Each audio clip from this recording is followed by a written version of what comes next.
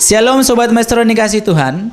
Kembali bersama dengan saya Juspair Marihot, hamba Tuhan dari Gereja Isa Al-Masih Jemaat Lengkong Besar, Rayon Arca Mandik Ujung Berung, akan menemani Sobat Maestro di dalam perenungan firman Tuhan pada pagi hari ini.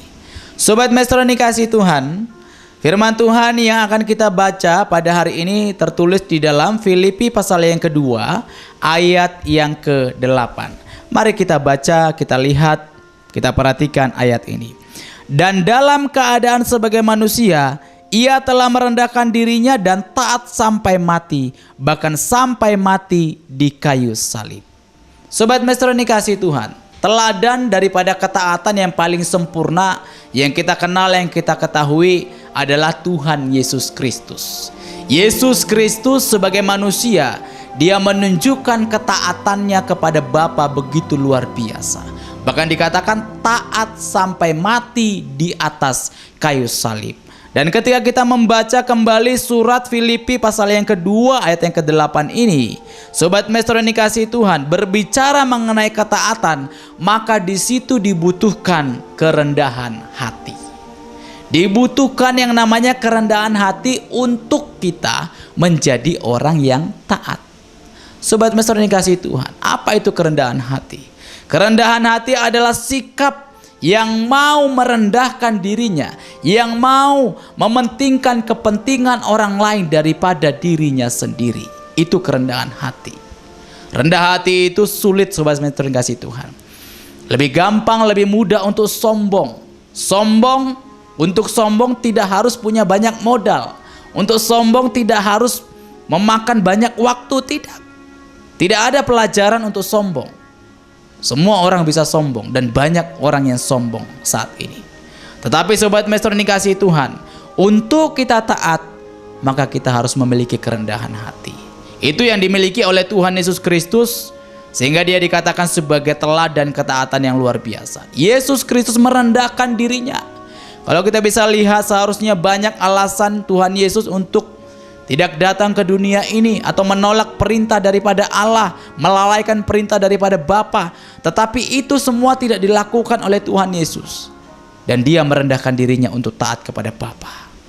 Sobat yang dikasihi Tuhan, orang yang taat berikutnya adalah orang yang melakukan kehendak Tuhan.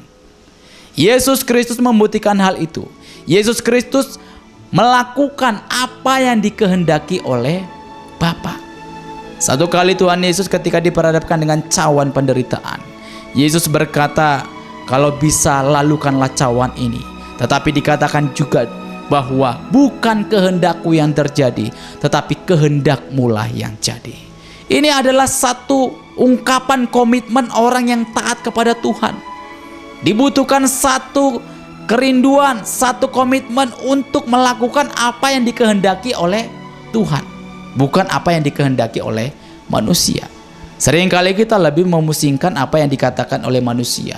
Kita lebih melakukan apa yang diperintahkan oleh manusia, sekalipun itu perintahnya belum tentu benar atau tidak. Tetapi berbicara mengenai kehendak Allah, banyak orang yang melalaikan akan kehendak daripada Allah. Tetapi Sobat Maestro yang dikasihi Tuhan, kita diingatkan kembali bahwa orang yang taat adalah orang yang melakukan kehendak daripada Tuhan. Sama seperti Yesus Kristus yang telah melakukan kehendak daripada Bapa.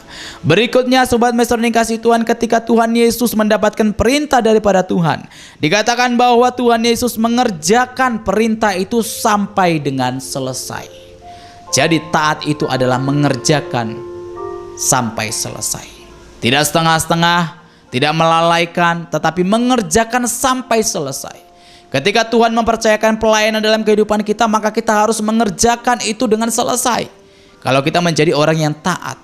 Ketika Tuhan mempercayakan satu pekerjaan kepada setiap kita dimanapun kita berada, maka kita harus melakukan itu sampai selesai. Dan nama Tuhan dimuliakan di situ. Nama Tuhan ditinggikan di situ melalui kita. Itu orang yang taat. Dan itu yang dilakukan oleh Tuhan Yesus Kristus sebagai pribadi yang taat. Dia mengerjakan pekerjaannya, pekerjaan Tuhan yang didapatkan, perintah yang didapatkan dari Tuhan, dikerjakannya dengan selesai, dengan baik, sehingga benar mendatangkan hormat kemuliaan bagi nama Tuhan.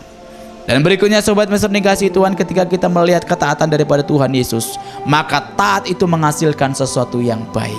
Dikatakan Yesus dimuliakan, ditinggikan, bahkan diberikan nama di atas segala nama. Kenapa hal itu bisa terjadi dalam kehidupan Tuhan Yesus? Karena dia taat kepada Bapa, melakukan sesuai dengan apa yang Bapa perintahkan, sehingga kemuliaan, bahkan dikatakan nama di atas segala nama, diberikan kepada dia. Sobat Mesir dikasihi Tuhan, hari ini kita mau belajar kembali dari keteladanan yang diberikan oleh Tuhan Yesus Kristus, supaya kita menjadi orang-orang yang taat, bahkan taat sampai mati. Bila firman Tuhan menjadi berkat untuk setiap kita. Terima kasih, Tuhan Yesus memberkati.